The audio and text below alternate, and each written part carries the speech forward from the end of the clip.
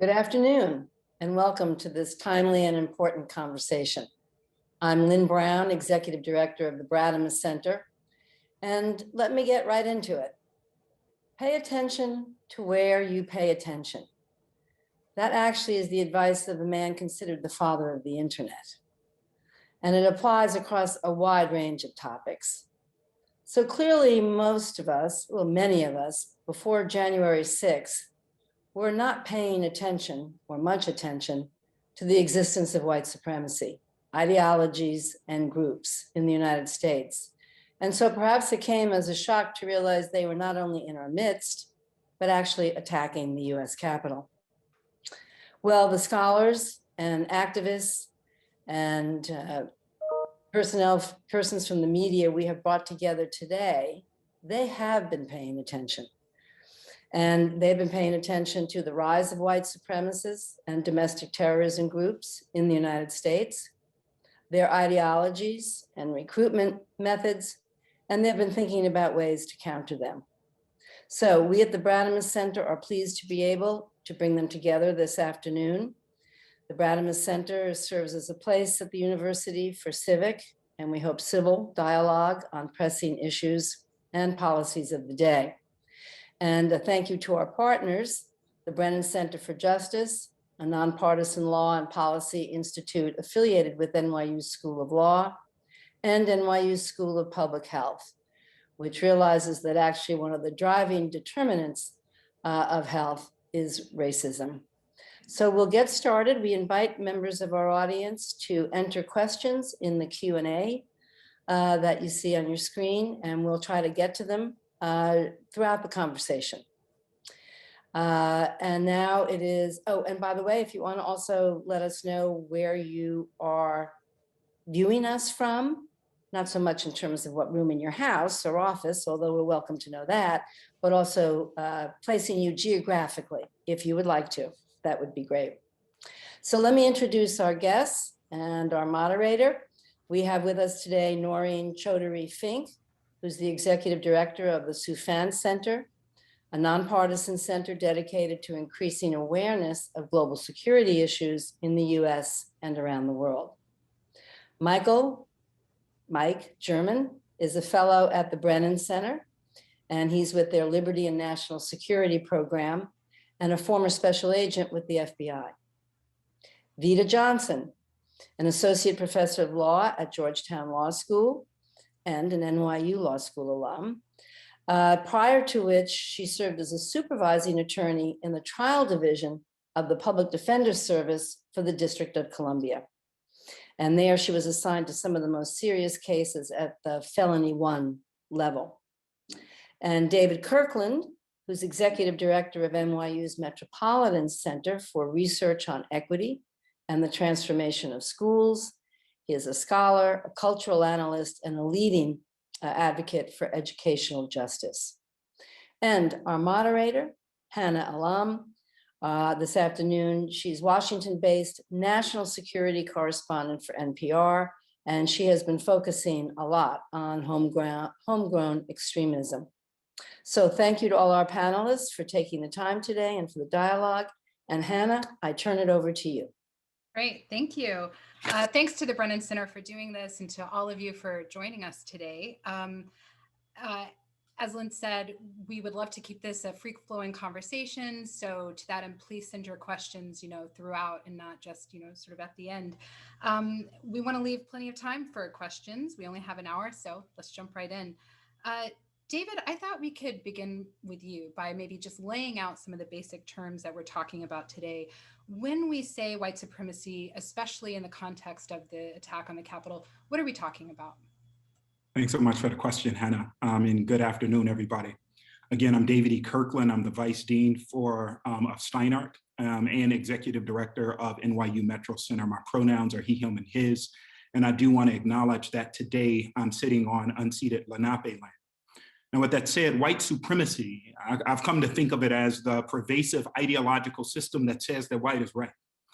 It is the social construct of values that privileges white bodies, usually at the expense of other bodies, and intersectional white supremacy. And I think that this concept is important. The concept of intersectional white supremacy are the ways that, whiteness almost never operates as singular, but has constructed other systems of power to interact with it to secure white social, political, economic, military dominance. And we can add, et cetera, to the end of that sentence. So when we talk about white supremacy, we're not talking about just white nationalism or white nationalists only. We're talking about the ways that we take as normal that white being or being white life, white language, white governance, white leadership, et cetera, is more valuable than anything else, that it's superior to anything else. White supremacy then is an ideological sense of violence that expresses itself in other forms of violence, physical, economic, political, and otherwise. That is, white supremacy is a belief constructed in almost every institution of our lives, that whiteness should be glorified. So the distinction that I want to make is white supremacy is pervasive in everywhere within the context, whereas whiteness has been valued, perhaps overvalued. It's not just the nationalists, it is the ways that we value and have been taught to value through our schooling system, media, and everywhere else, that whiteness is right, that whiteness is superior. I was struck by what you said about it never sort of operating as a singular. And in the context of the Capitol, what we saw was a literal, predominantly white mob attacking. And, so, right, that's sort of historical context. Well, can I just say it was a predominantly white mob, but, when we look at the individuals who are, attackers in the Capitol, they're white men.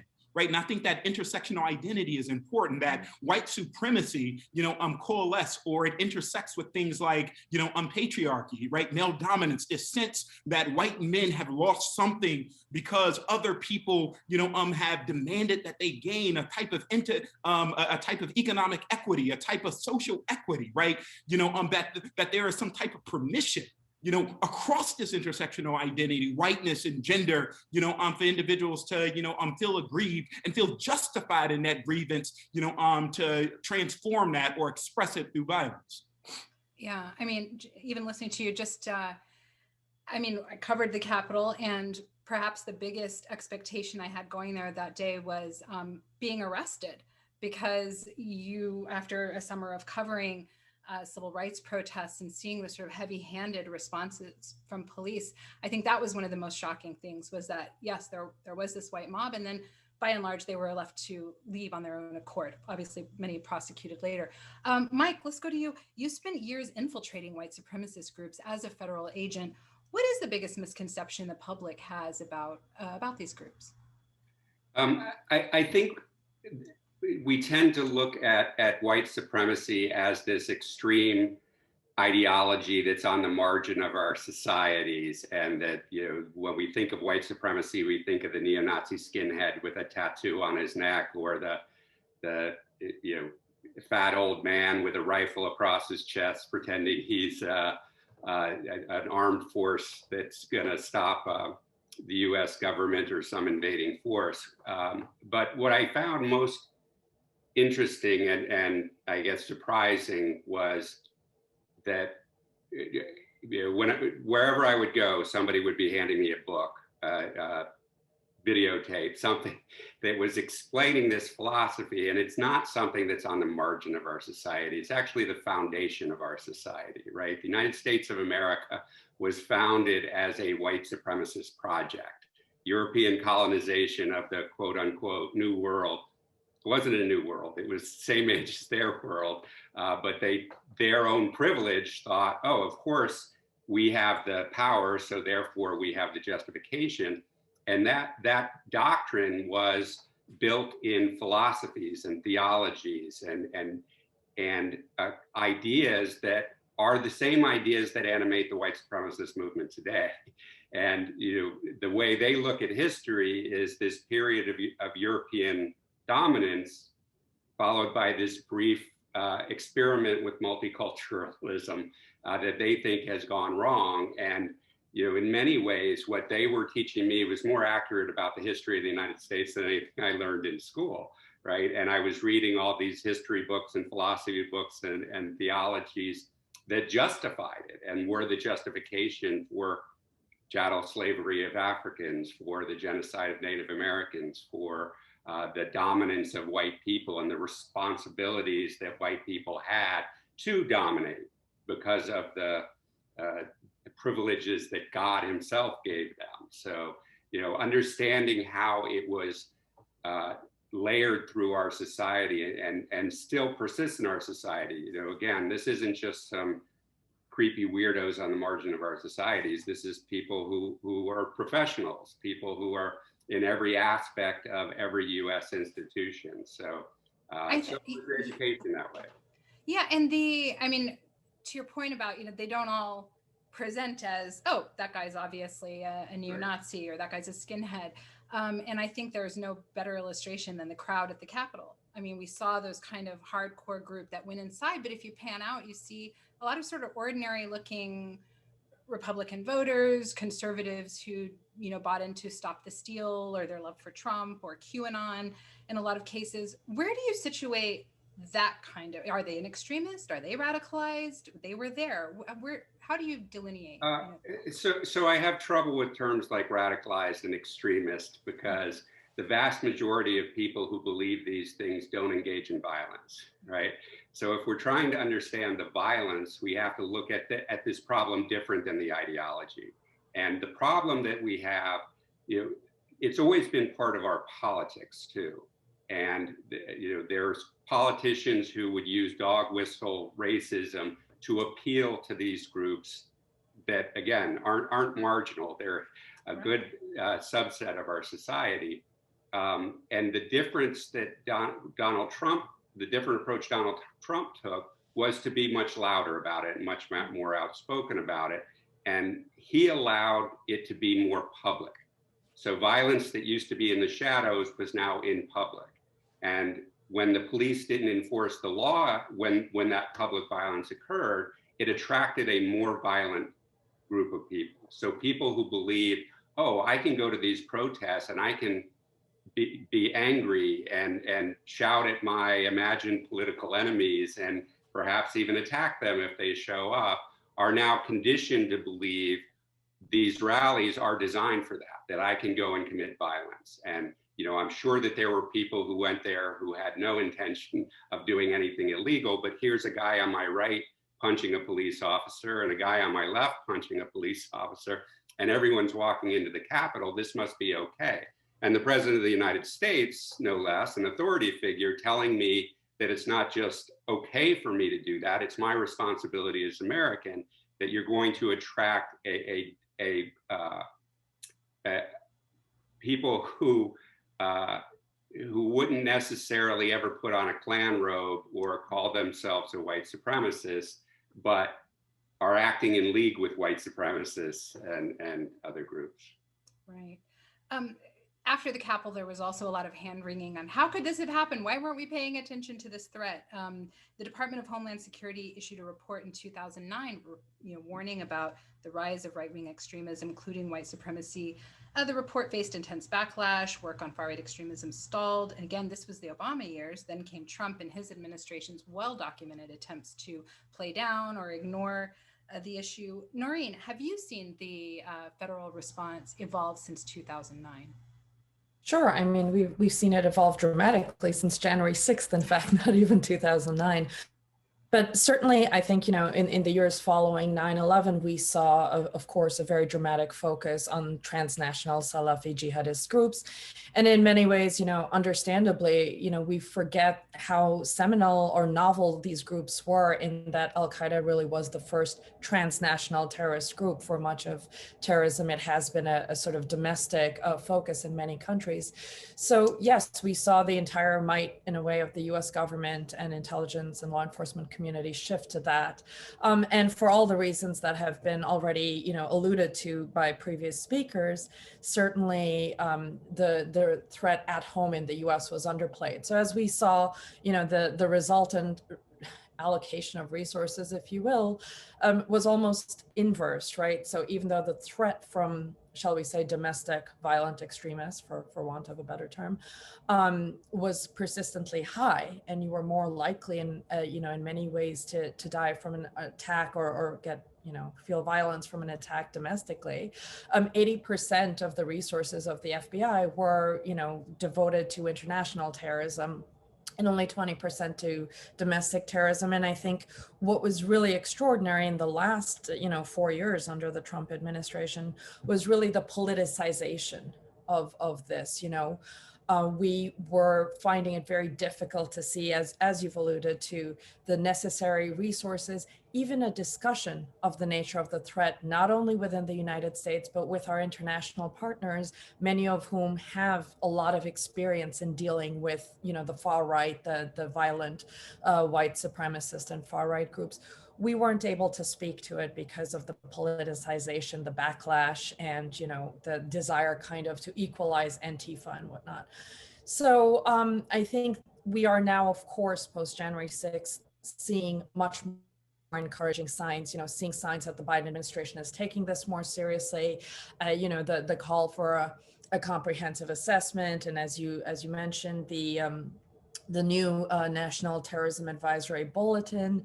These are encouraging signs, but it is, within the United States, a difficult question, because so much of what is not permissible in other countries where this threat arises is permissible, even protected in the US. And so, but I think to your question, I think we have seen an evolution, certainly since January 6th. This has not been ignored, and the Biden team was very clear that they did want to devote more resources to understanding the threat. So I think that's a very important first step. I wanted to follow up on your, talking about the transnational nature of, the Islamist threat, but now people talk about the far right threat that way. Right. In fact, a lot of us covering, covering this have even dropped the domestic in front of extremism, because it is a global issue. How have you seen these groups, internationalizing? Sure. And I'm glad you mentioned that, because we do tend to say domestic, international, as if these silos are very clear and very stable. Certainly, the Soufan Center put out a report as early as 2019 highlighting the transnational connections between white supremacy, extremism, and the increasing role that the fight in Ukraine was playing in kind of mobilizing foreign fighters, people going to get training, people going to get combat experience and bring that back to the US. So I think it's really, it's staggering. We've seen almost 17,000 people go to the conflict in Ukraine and come back with these experiences.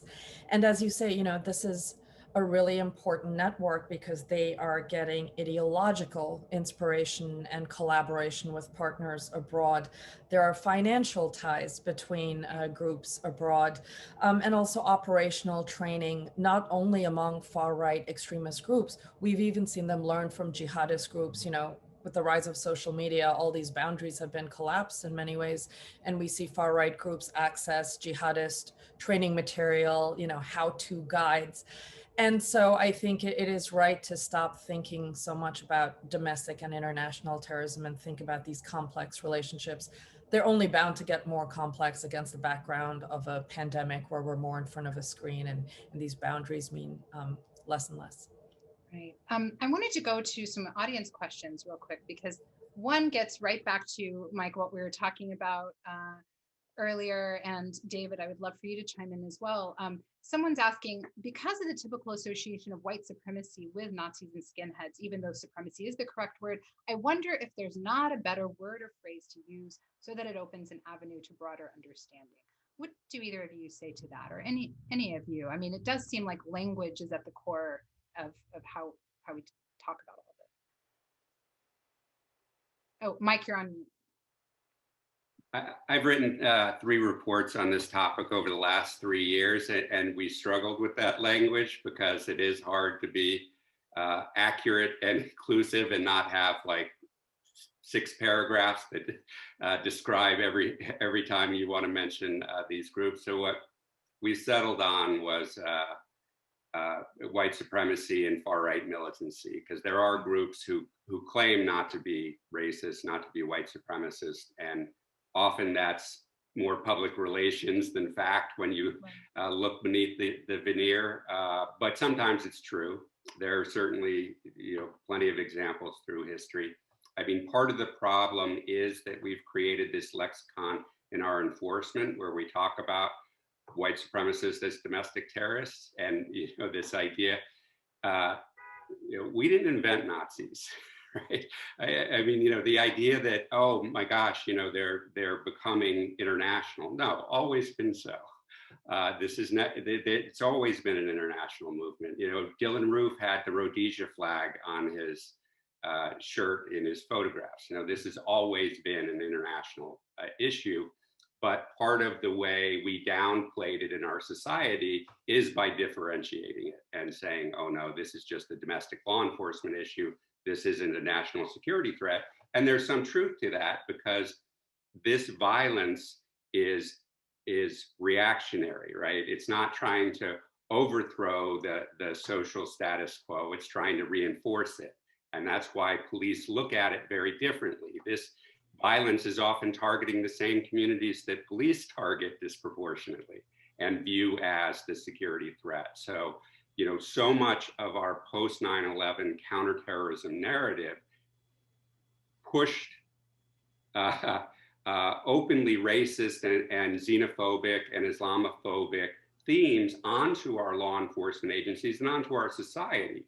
So all of a sudden you're pushing these groups more into the mainstream, so the groups rebranded themselves as border militia, right? They're no longer these criminal elements in revolution against the United States. They're actually supporting United States Border Patrol.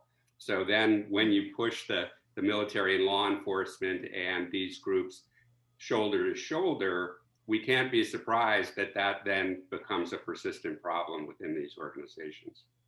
And that is a perfect segue to Vita's research. That was one of the most shocking revelations for the public, I think, was just the number of current or former law enforcement officers who were involved at the Capitol. Vita, you've conducted extensive research into ties between law enforcement and white supremacist groups. An article of yours from 2019 found 178 instances of explicit racial bias across agencies in 48 states. Can you talk a little bit more about those findings and what they might say about the scope of this problem in departments? Sure, I'd be happy to. And I also just want to say thanks for including me in this important discussion. And I'm happy for this opportunity to be with all of you people whose work I admire. Before I talk about my work, I want to acknowledge that there's a long history of racism on police departments. Some of the first police departments in the United States were groups of white men who decided to police Black enslaved people. And that has continued throughout the history of police departments in the United States. Police departments allowed the lynching of, somewhere between 3,000 and 5,000 people without any consequences for the white people who were involved in those lynchings. And there are all sorts of instances of violence against people of color by police departments. But the work that I've done has focused really on sort of the Obama years to present. In 2014, several members of a police department in Florida were outed as members of the KKK. In 2015, an Alabama officer was identified as being a member of the League of the South, another white supremacist organization. In 2017, an Oklahoma police chief was discovered to be a very influential white supremacist who owned a record label and a website. In 2019, a prospective homebuyer was touring a Michigan police officer's home and saw a framed KKK application. And so there are these police officers who are members of hate groups, but that's really just a small number of the police officers who are involved in or believe white supremacist views. There are officers who hold explicitly racist views without any affiliation with any hate groups. We know from the Department of Justice reports in Ferguson, in Chicago, that police officers in those places use the N-word along with all sorts of other disparaging remarks about the people of color in the communities that they were supposed to be serving and protecting. And of course, just this year in Wilmington, North Carolina, white officers were caught on their own body cameras, sort of imagining a race war and dreaming of wiping Black people off the map, in their words. In San Jose, just in 2020, an officer posted on a social media platform, "Let's repurpose hijabs into nooses." And we know that scandals in police departments in places like San Francisco and Miami make plain that explicitly racist speech is routine on police departments, even in diverse places. This isn't just a problem of the South or rural areas. We see this as a problem that's really a nationwide problem. So as you said, my research showed a number of instances, well over 100 instances of explicit racial bias, but that's just the tip of the iceberg. We know that officers aren't careless enough to, not every officer is careless enough to end up on the news or on a social media platform. We also know that confidentiality statutes in many states make issues of police discipline private, so we as members of the public don't hear about that. And of course, the blue wall of silence protects officers and keeps many officers on the force because others fail to report them for their explicitly racist views, which allows those views to become further entrenched on those departments because they become normalized. Young officers see those as the viewpoints that police officers hold. But I do want to say that I think a lot of police are in it for the right reasons, or in the work because they want to protect their community.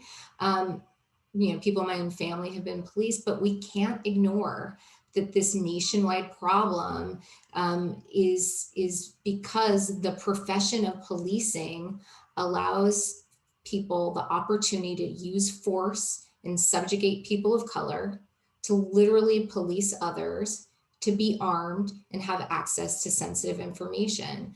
This is, such a serious problem. And I think we all saw that on January 6th. I mean, at this point, I think they're just in the news today, we've learned that 35 Capitol police officers are currently under investigation for their role. And based on some reporting by the Appeal, there are 40 police officers from other departments that are currently under investigation, or at least 40. And so this is a really significant problem, and it's going to take a concerted effort by a number of people if we have any hopes of stopping it. I mean, so many people in communities of color are afraid. And who do we typically tell people to turn to when they're afraid of a threat to their bodily integrity? We tell them to look to the police, and that's just not something that people of color are feel safe doing right now. That BuzzFeed story about talking about Black officers on the Capitol Police, sort of making that case internally, even sorry to jump around, but we do have another question. It's a bit different. This is, I think going back to our discussion of this mob that we were talking about with David, this, mostly white men, but as someone in the audience points out, where do white women figure into all this? Racism can't be confronted without addressing sexism, and the group I just referenced aren't without their dirty hands in all of this, the question asker says. So we have seen some white women being charged federal charges. For any of you, what can you address sort of the gender dimension? Please. I'd love to come in on that, Hannah, if I may. And thanks for raising that to the audience. I think that's a really important issue. We have seen in a number of violent groups, a common thread is like misogyny. And this is an interesting similarity between, white supremacist, domestic violent extremists. I'm really tripping over the terminology, but, such groups that we are discussing, and jihadists and other violent groups. And what's really interesting is we look at the roles, and I'll say roles of women, because too often we hear about the role of women as if it's a singular role and all women play the same role. But the roles of women in these groups has always been downplayed because obviously the men rise to a lot more prominence. And for a long time, I think even until fairly recently, we haven't admitted that women play multiple roles. They are perpetrators, they are ideologues, they are supporters, they are enablers. They are also, preventers and those working against hate and violence. So I think this is a really interesting underplayed aspect of it, where we are now suddenly looking at the roles of women. I think if we look at, sorry, there's a boat horn behind me, apologies. If we're looking at the roles of women in Nazi Germany, for example, there was a very gendered narrative, right, about the roles of women, the homemaker, their role in the social structure that the Nazis tried to lay out. And I think we see similar discussions among the groups that were there on January 6th, and the kind of mobilization against the martyrdom of 2 women, as if women's bodies were something to be protected, to be insulated. But there are also women, playing multiple roles, and it's very unsurprising to see them as supporters and ideologues of violence. We've seen it common across many terrorist groups. So I just wanted to flag that, because we've had a lot of challenges in addressing gender and counterterrorism, or terrorism and violence, as a very serious issue. I think it's just in very recent years, we've seen more and more attention to this, but we're very much at the thin end of the wedge. So it's, yeah. Anybody else? Yeah, if I can speak on that Please. question, briefly. I think the larger question is a question about when your gender, interest, come in competition with your racial interests, or when you have more privilege from your racial interest than you do from your gendered interest, and what does that lead to, right? We saw it in Central Park here in New York City, where, Christine Cooper, I believe that's her name, encountered this Black man named Christian Cooper, who was bird watching in Central Park, and she deployed this white supremacy. Some days later, we saw footage of George Floyd with a police officer's knee dug into his neck. The connection between those 2 incidents, to me, is just telling. Right. There are those moments where, what Christine Cooper, did, by, like insinuating that she was under vicious attack, and what that has meant throughout American history, leads to what we saw with George Floyd.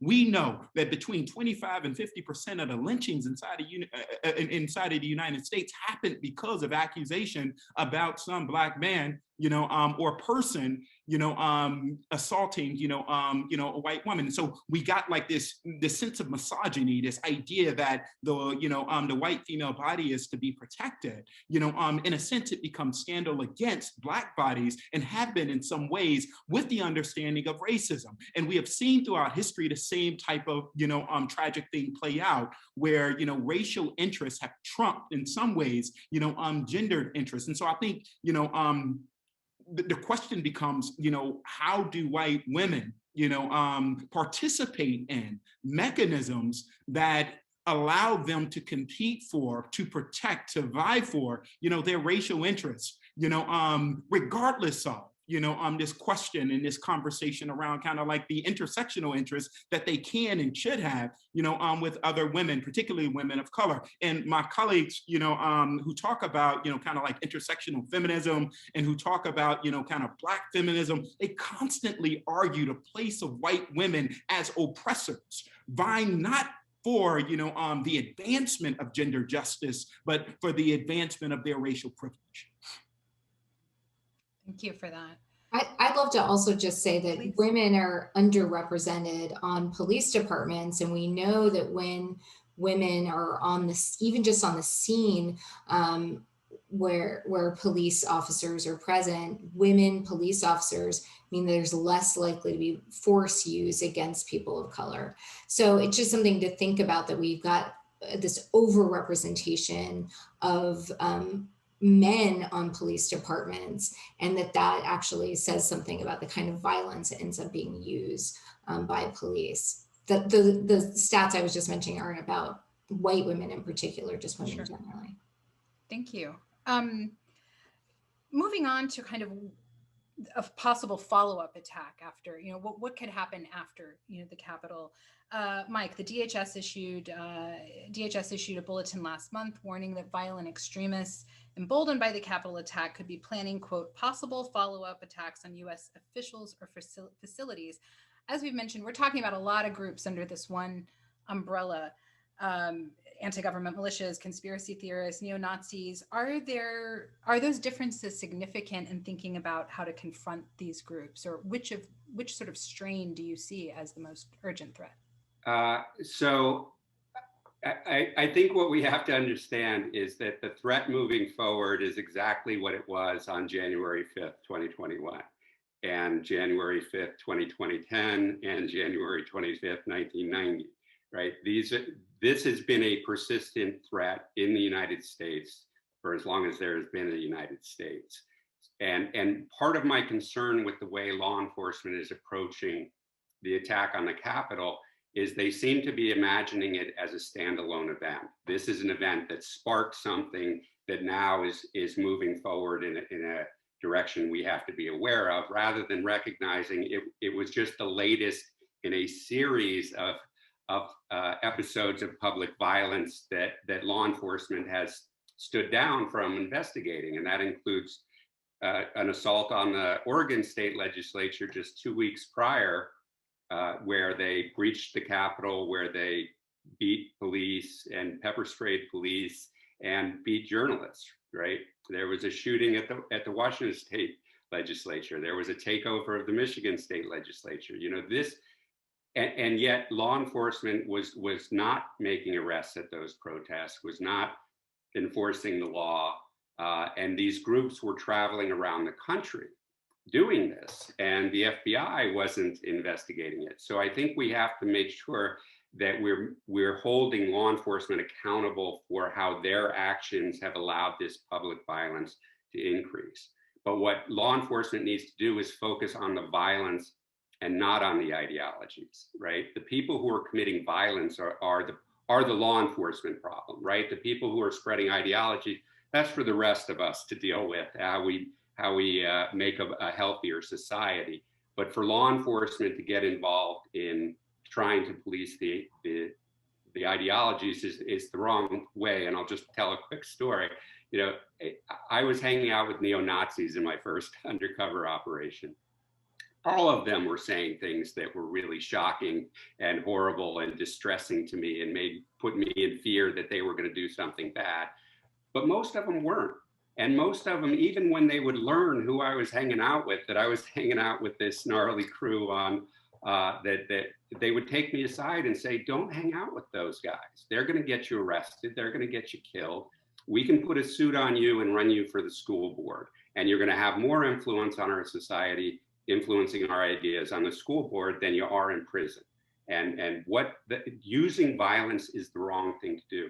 But this radicalization model that we've created suggests that neo-Nazi is the problem, when in fact, that neo-Nazi isn't the problem. He can think what he wants, and as long as he understands that violating the law is not good for his movement, much less for our society, that's a positive influence for me as a law enforcement officer, right? And we can debate those ideas in a way that I think will expose the bankruptcy of those ideas. But law enforcement needs to focus on the violence. And so far, they are ignoring the violent crime that these groups commit on a regular basis.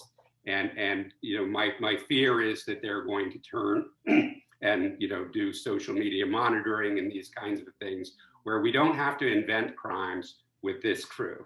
This crew is regularly committing crimes that are not being addressed by law enforcement. And it's because they're targeting communities that don't have the same kind of political standing that the people in the Capitol had. But that violence is persistent and constant. And if we would address that, all communities would be safer. This might be a good time then to talk about, a debate that is spinning up again, the debate over whether or not we should have a domestic terrorism statute, similar, laws like we have for foreign terrorist organizations. We have several questions in the chat about that kind of thing. Canada designated the Proud Boys. Why can't we? Mike, I know you, the Brennan Center, a couple dozen civil rights and civil liberties groups have come out against the idea of, giving the federal government more broad powers to do this kind of thing. Can you explain briefly why? Sure, and this has been a very frustrating debate for me because so much of it is afactual. I worked domestic terrorism cases for the FBI in the 1990s. Nobody suggested we didn't have enough laws to take care of it, and there are only more laws now. I document, there's this saying that people have that there's no domestic terrorism law. There's an entire chapter in the criminal code called terrorism. It has 57 laws, 51 of which apply to domestic terrorism. There are 5 federal hate crime laws, and the Justice Department Victim Survey suggests there are 230,000 hate crimes a year. With 5 federal laws, the Justice Department prosecutes 25 defendants a year. Giving them a 6th hate crime law isn't going to make them more active in addressing this, and that's what we have to understand. The problem isn't a lack of law, it's a lack of will and a lack of interest and a lack of understanding that this is a threat to more Americans than other kinds of violence. It's just those Americans are the same Americans that the law enforcement views as suspect and dangerous. So, if we want to make law enforcement better at addressing this violence, that's what we have to focus on. Giving them more power won't change the policies and practices that have deprioritized this work over the last 40 years. I'd love to. Sure. I'd love to jump in on this question too, because I couldn't agree with Mike more. And I would also just add that, if we think about the people who breached the Capitol on January 6th, the overwhelming majority of them are charged with misdemeanors. They're charged with trespass. They're charged with disorderly conduct. These are low-level misdemeanors. The U.S. Attorney's Office has the ability to charge those people with things like rioting, sedition, burglary. There are all sorts of statutes that exist on the books, but just as Mike said, we don't need to give them more discretion. They're not using the discretion they have. And so I just wanted to jump in because this is something, my office represented people who were prosecuted in the J20 protests, and they were charged with felony rioting. It's the same U.S. Attorney's Office. One of the counterpoints I often hear to your argument, Mike, that we have enough laws, is that those are laws for after an attack or a criminal act. How do you respond to that? What is there on the prevention side short of some kind of new statute? So again, this argument is completely specious. I did undercover work in the 1990s using these laws proactively to prevent terrorism. And I wasn't the first FBI undercover agent to work these groups. It's a completely made up argument. It's simply not true. And so is it a lack of political will? Simple as that? So it's actually written in policy. The Justice Department policy is to defer the investigation of hate crimes to state and local law enforcement, even though they know 4 states don't even have hate crime laws, and only 14% of police departments last year acknowledge hate crimes occurs. So how do you justify having a policy to defer to police departments that don't investigate these crimes? And yet that they haven't changed that policy. Even as they're asking for a new law, they haven't changed that policy. I don't know most because the data is so poor. The FBI doesn't even know how many people white supremacists killed last year. They don't even collect that information. And they break white supremacist violence into a number of different categories. So a significant portion of the federal cases against white supremacists are worked in the violent crimes program. It's not considered terrorism, which is the #1 priority. They're not even considered civil rights violations. They're put over here in this separate category that is lower than in priority. And it's a way of, it's like Vita said, at the J20, more than 200 protesters were arrested because they were on the same block where a window got broken and charged with felonies, right? 6 months later, the Unite the Right rally at Charlottesville ends in tremendous violence, And at the end of that rally, there was one federal arrest. So, this is not an issue of a lack of authority, because they used those authorities in the J20 case. They used those authorities to chase environmentalists all across the country. They used those authorities to go after Black Lives Matter activists and Standing Rock water protectors. Why is it they can only use those authorities aggressively against groups that aren't engaged in the kind of deadly violence that white supremacists and far-right militants are engaged in? That's what we have to get into the bottom of, and just giving them more power won't change the way that they use these powers. Please, yeah, go. Just real quick, David? and I just want to reinforce a point that Mike just made. We see, disproportionate reinforcement of law. So with more laws means more policing, more surveillance, more punishment on communities of color, communities that are already vulnerable. Not only do you see that, right, more enforcement, you begin to see like these kind of like political programs against, like groups that are fighting for the advancement of vulnerable people. You saw it with Black Panther Party. I saw someone in the question, ask about that, right? And so, the proliferation of more laws, I think have a sneaky consequence, and that is the legislation of more, violence against communities of color, more vulnerable communities. Mm-hmm.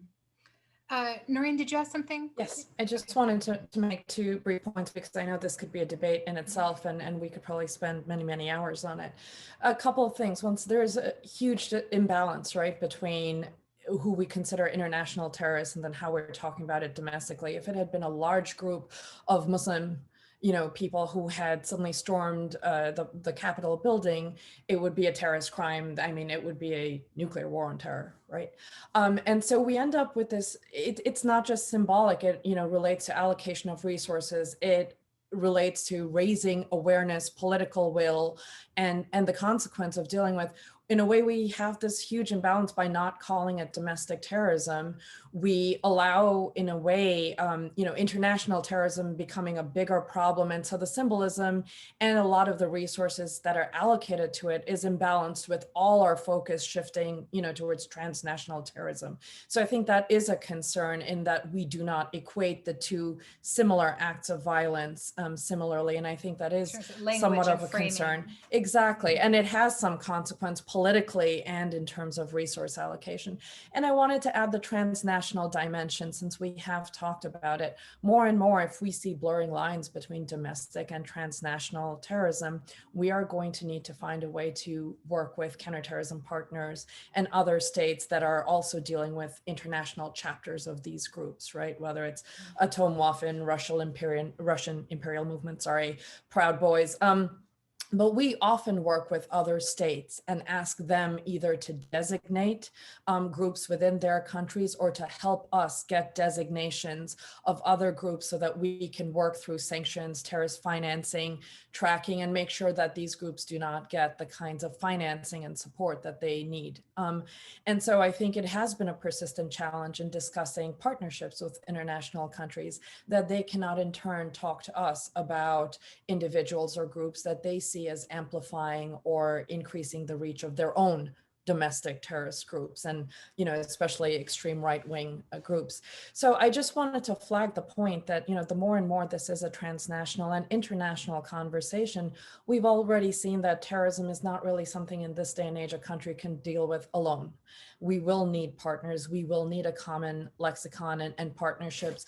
And so there's a little bit of exceptionalism where we say, we can't talk about domestic terrorism in the US, but in all your countries, we do see a domestic terrorism problem that we think you should deal with to keep us safe. So I think we do need to think about that transnational aspect a little bit as well. Great.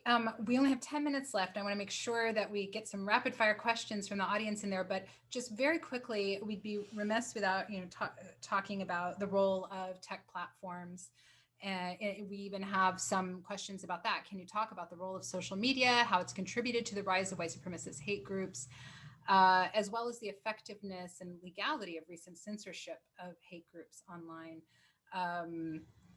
Anyone want to take that? Sure. I think people are can be irrationally fearful of any new technology, and any kind of covert group is going to be a new adopter of new technology because they realize they're under scrutiny and they're trying to find new ways of communicating to avoid law enforcement scrutiny. And the neo-Nazis were able to communicate and get their message out, long before we had an internet. So I think we shouldn't put so much in that pot, particularly because to the extent that it allows them to communicate more easily, it also leaves a permanent record that law enforcement can use more easily, right? So we have to understand that it's a double-edged sword, and we shouldn't treat it as some kind of huge problem that we need to shut down. We get far more benefit out of it than we do losses. There's no evidence that white supremacist violence is worse than it was in the 1990s or the 1980s or the 1970s. Certainly nobody's going to argue it's worse than it was in the 1960s and 1950s. So, again, we tend to look at this problem without looking at the facts. If we look at this from a factual perspective, we'll see this has been a persistent problem that didn't need the internet. And we shouldn't focus on some new technology just because it's a new technology. We need to focus on solving the violence. And that is a much smaller problem. That should make law enforcement happy. That's easier for them to do, focus on the violence. Anyone else want to weigh in on the social media part of it? So what are you saying, Mike, about what should nothing be done then? I mean, surely, they've always been able to put out recordings or pamphlets, or we've seen their technology evolve and their means of communication evolve as technologies evolved. But surely there's not been anything where they have the reach and the instantaneous, nature of the, platform that they have now. Right. So and I put out 3 reports that have a bunch of recommendations, but basically what law enforcement needs to do is make this a priority. Change the policies that deprioritize it, like the Justice Department deferral policy for hate crimes, and understand this problem in a comprehensive way, right? Right now, the FBI breaks it into these 3 categories: domestic terrorism, civil rights violations, and violent crimes. And that undermines your ability to understand the national threat or the threat around the world. So we have to compel our law enforcement agencies to develop a national strategy that accounts for it. Like I say, they don't even account for the violence. There's no government entity that can tell you how much violence these groups have engaged in, because they don't have they can tell you how many bank robberies happened, right? Because that affects a different interest, but they can't tell you who white supremacists are killing, because the people they're killing aren't the people that the government cares about as much. We have only 7 minutes left. I am just going to run through the chat and just see here, maybe we can get some quick questions in. Let's see. There was one for Dave. Oh, here, actually, Mike, since we have you, can you please elaborate more on why the term radicalized is problematic in this context? Many people may oppose expansive federal government, but once they perceive the government to be an existential threat and actively take up arms against it, and they mentioned Bundy's Oath Keepers, et cetera, the January 6th insurrectionists, why isn't it appropriate to say they've been radicalized? If you look at the history of radicalization theory, it is inevitably used to suppress movements looking for social change, particularly when they're led by people of color. So this theory was what was used to suppress the labor movement in the early 1900s, the civil rights movement, the anti-war movement. But as an investigator, as somebody trained to do investigations, one of my big problems with it is that it's false. It's not supported by empirical evidence. The theory is people with the bad ideas become the people who commit crime. That's not true. People who commit crime are the people who commit crime, right? You'll see a lot of the people that will end up arrested at these various rallies have a history of violence, have a history of criminality. And if we would focus on the criminals within these groups, we don't have to worry about the people who are saying things, because they're looking at that line. They know, oh, I don't want to be a criminal. Okay, then I'm not going to worry about you as a law enforcement issue. Obviously, as a social issue, we can all debate those ideas. And certainly those ideas in our political system influencing our immigration policy, our foreign policy in racist ways are really problematic. But if we're talking about suppressing the violence, we need to focus on the violence and realize that it's not necessarily the ideologues who are the ones committing the violence. Great. Quickly for, let's see, go ahead. I just wanted to make a really quick important point that a lot of these groups require organizational resources to operate, right? Not just to commit violence, but to house their websites, to pay membership, salaries, of members and things like that. One of the challenges is that, if you're Al-Qaeda or you're ISIS and you're trying to raise funds, you're not using a website in the US, all the funding is illegal. One of the challenges without knowing who is a terrorist or having terrorist designations, it also makes it very difficult to track the financial flows. And I think that is something that we do need to grapple with for all the challenges everyone has already raised. We don't know how a lot of these groups finance, and we don't have the tools to challenge or monitor or counter that financing because it's not considered terrorist financing. But if you're Al-Qaeda or ISIS doing that in the US today, we can track it, we can monitor it, we can stop it. That's why we know how much money ISIS has available or Al-Qaeda has been able to raise. So I think that is going to be one additional challenge, is how do we manage to track and monitor the financing and the resource of these groups, bearing in mind all the protections here in the US. And if I could just say, we shouldn't make the mistakes we've made after 9/11. And this material support for a foreign terrorist organization has been very ineffective at its stated goal, right? The idea of it is that it would choke off support and these organizations would wither and die. Al-Qaeda was designated in 1999. They've done pretty well since then. They've expanded since 9/11, and we've aggressively used this statute. It's an easily abused statute that isn't effective in actually suppressing terrorism. It shouldn't be part of our counterterrorism arsenal, and it certainly shouldn't be expanded into a domestic arena. Going back to the audience questions, there's one here for David that says, what recommendations do you have for white people to stop supporting, even inadvertently, the mechanisms that uphold white supremacy? What do you say?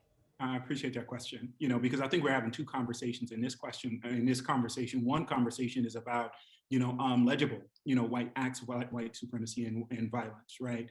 The other conversation is about the ways those things are not legible or not visible, right? And I think that that's the big threat, right? That's the most violence, is this invisible violence that happens daily, through employers who don't hire you because of the sound of your name, or, teachers who exclude you because of your body, right? And so I think that's the deeper conversation that we have to have. The thing that we know about implicit bias for white supremacy is that, much of it is structural. I'm a sociologist, and I believe in like a structural conversation as opposed to the individual conversation that we're having. And so we have to begin to tackle it at a structural level and begin to understand and create the policies. Ibram Kendi, if you haven't read his book, How to Be an Anti-Racist, I suggest that you do, writes about ways that we can shift policy from a white supremacist, type of direction to an anti-racist perspective. And we have to take that up. We have to take up the charge to commit ourselves to anti-racist work that will shift, some of these larger invisible structures. Right now, we're talking about the tip of the iceberg.